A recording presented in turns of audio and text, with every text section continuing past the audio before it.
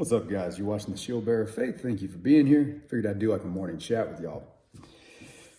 And I figured I'd share a little bit of what's going on in my life here in the last 7 to 10 days, something like that. So I got two main things that I think are worth sharing. It's interesting how in life we can sometimes think that we are on the wrong path. Maybe you're on the wrong road. Well, I got a literal example of this yesterday, where my translator and I had to go to a store and buy a variety of things. He wanted to purchase some adult diapers to give away at the IDP camp, so the internally displaced people camp, which is essentially a homeless camp, right? That's what it is. And so he wanted to do that. I needed a few things. So we're going to go to this big store called an Epicenter. And then two of my other teammates at the same time are going to go fill up 1 cube, which is 1,000 liters of water. And then we're all going to link back up at the IDP camp and give out this water. So we had this objective. We're going to go to the store, they're going to go get water, and then we'll link back up. And we had a general time frame.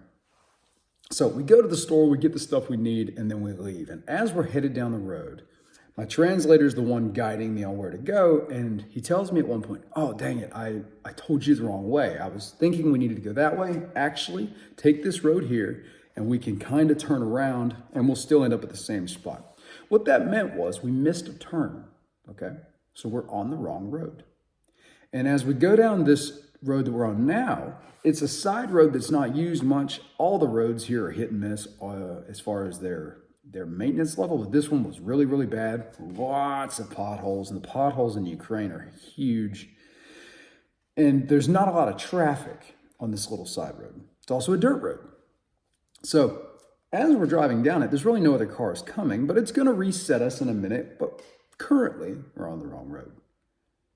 And I see, as we're passing by, I see this one car to the side of this road where this lady is struggling to change a tire. And you can tell the tire is entirely flat.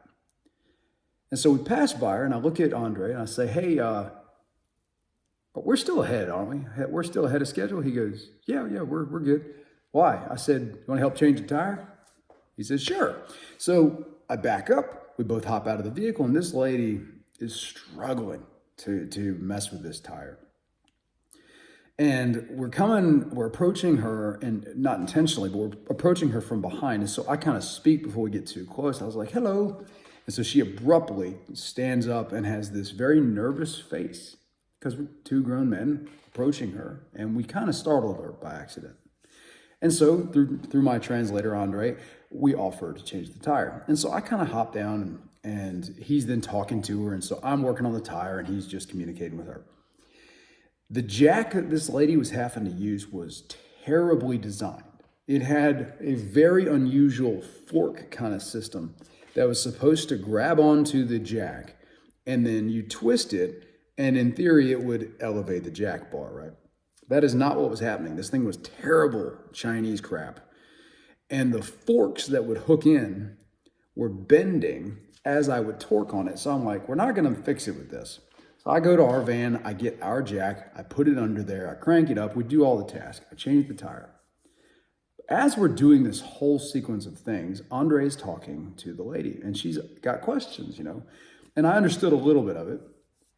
She's asking, like, who are you guys? Like, where are you from? Whatever. So he's telling her that we're missionaries, telling her I'm an American, and that he's just giving her the lowdown that we are just trying to help people. So I changed the tire, and this lady is just ecstatic. Like, she is so visibly grateful. And she's getting ready to head to work. That's where she was trying to get to. Well, we just done a small service. It took like 10 minutes maximum of our time to accomplish. It may not have occurred at all in her time. With the tools that she had, it may not have ever happened. I don't think she would have ever actually changed the tire. So we were able to get something done in a much faster time frame and send her on her way. And so she was so thankful. And before we leave, I asked her, I said, ma'am, can we pray with you? And so she agreed, and we prayed for her. And then it's like, cool, have a great day. We went on our way. So we hop in the car, she goes the other way, we go our separate ways, and then we're coming up to a roundabout that is going to set us back on the right path to get to the IDP camp. As we enter the roundabout, my other team members with the load of water are heading around the roundabout. So we literally enter and come in right behind them, and we arrive to the IDP camp at the exact same time they do. The timing could not have been more perfect. So in my head, we were on the wrong road. It wasn't a huge deal. We were actively correcting it. But in my head, we were on the wrong road, took a wrong turn, missed a turn, whatever. But we weren't on the wrong road.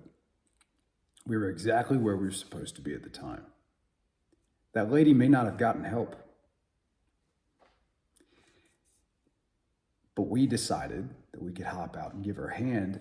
And she was able to, in a small way, experience the love of Christ through random men, through service. That's worth every bit of 10 minutes. It was a cool moment. And the timing being so perfect. It's like, man, we were supposed to be here. What a cool moment. The other cool moment I'll tell you about was a few days before that, where my family and I, we went on another water delivery. And this was now the second one we've been able to do as a family. I've been trying to do one a week, but it hasn't worked out to be exactly one a week. So this happened to be the second time we were able to do it as a family. So we all load up. We're in two different vehicles. We got the one vehicle with the water and then the van that's got me and my family in it. And so every stop, and we're stopping at a lot of houses. This goes on for like all day, guys, that we are spending from, we got up at about 6 in the morning and we got back to the house at about 5 or 6 at night. So my kids were in some way actively involved for about 12 hours. That's a long time, right? Filling up water, handing out candy bars, handing out tea. That was their job, was handing out boxes of tea and candy bars. So as I'm filling up these bottles, these 5-liter bottles usually, of water, and we're handing them to people for hours, my kid's job is to hand boxes of tea and candy bars. And they're doing great. And you can see the joy that it's bringing, not only to the people that they're serving, but also to my kids. They are learning through this experience of what it is to serve someone else with no request of return, no expectation of return. You just can't buy that kind of an experience. So as we're doing this, my kids have just really latched to this is our thing. Like we're gonna give these items away. And then as we progress through the day, my daughter is seeing what daddy does over and over and over and over. It's a sequence, it's repetitive. We're filling bottles, we're putting caps on the bottles, and we're carrying the bottles, for most of these people are elderly, carrying the bottles, if they'll let us, to their door or to their gate. So they don't have to take it as far, because some of these bottles are heavy. Some containers are bigger than others. Some of them are 40-liter, 50-liter containers that we're filling. So my daughter started to ask, hey, Daddy, could I help with the water? Because she's seeing me do it. So I said, yeah, why don't you come over here? You'll become the cap master.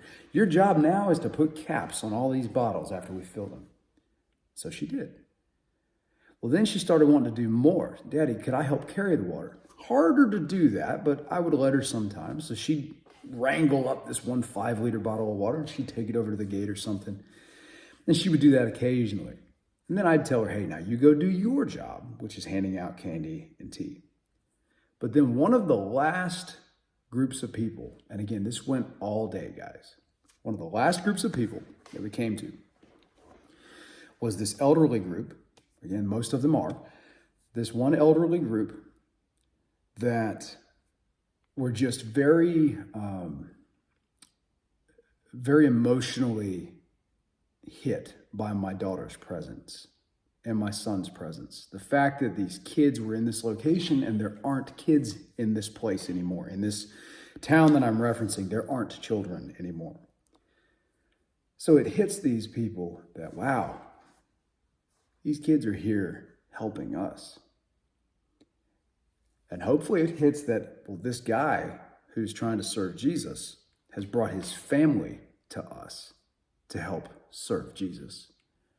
Hopefully that has an impact. Well, in this one, after my daughter has seen me pray with most of the people that we're trying to give water to, she's got an idea of what that looks like. So she asked me, Daddy, could I pray for this group?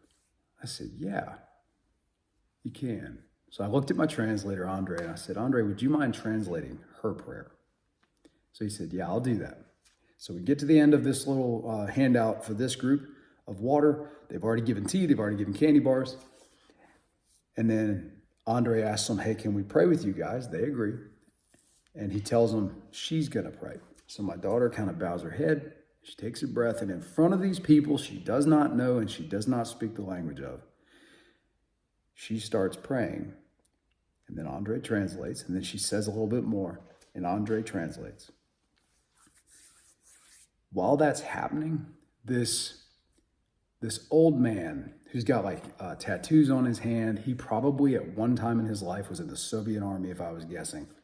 But he's just an old man. He's always got a pleasant demeanor, but he's very gray, and he's probably 80, something like that. While my daughter is standing there with her head bowed, praying, this guy kneels down to get eye level with my daughter. And he kneels down and he's just watching her. And it was such a genuine sign of respect. I wish I had a photo of it because it was cool. It was a really cool moment. But he was just so intently watching and listening to what my daughter was saying.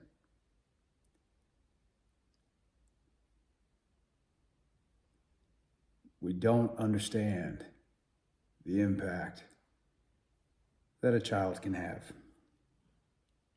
We underestimate them. And it was a really cool moment for me as a dad. I was super proud.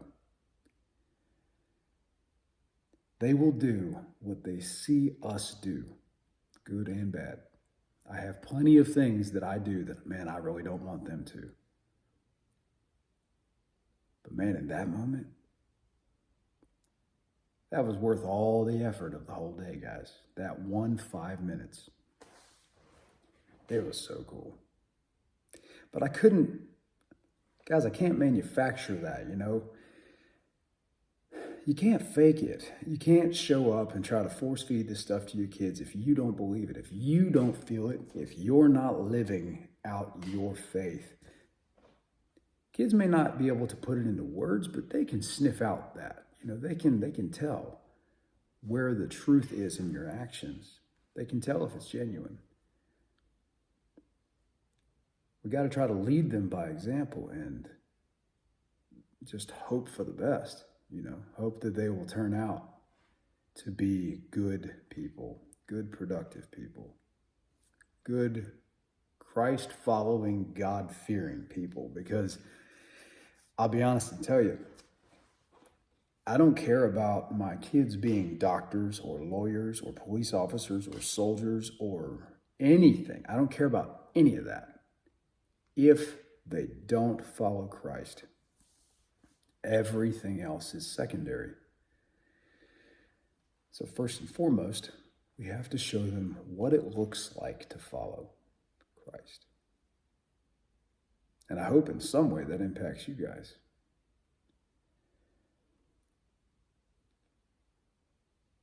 I was a very proud dad. And I'd like to think that my Father in heaven was smiling as a very proud dad too. I hope you guys have a great day. Be safe out there. We currently have a power outage, which is very common here. Very common. It's just part of life. Make sure you're looking for the joy in whatever your situation. I'll see you later.